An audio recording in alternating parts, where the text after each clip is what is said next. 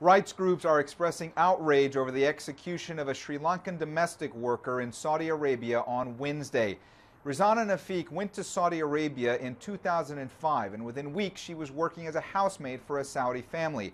That family accused her of strangling their 4-month-old son when they asked her to bottle feed him. Nafeek had said that the infant choked on the milk she was feeding him.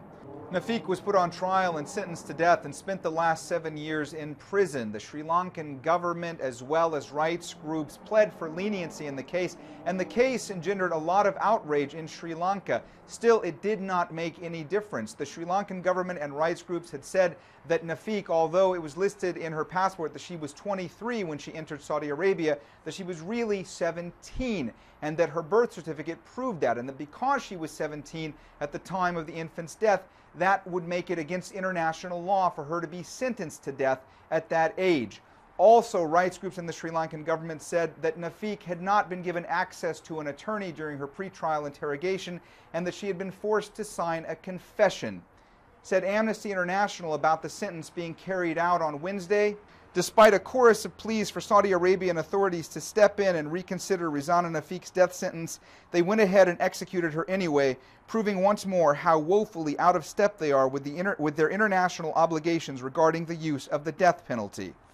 Sri Lanka's president said he and his government deplored the decision to go ahead with Nafeek's execution, and after she was beheaded on Wednesday, crowds gathered outside her family home and Parliament held a moment of silence to mourn her death.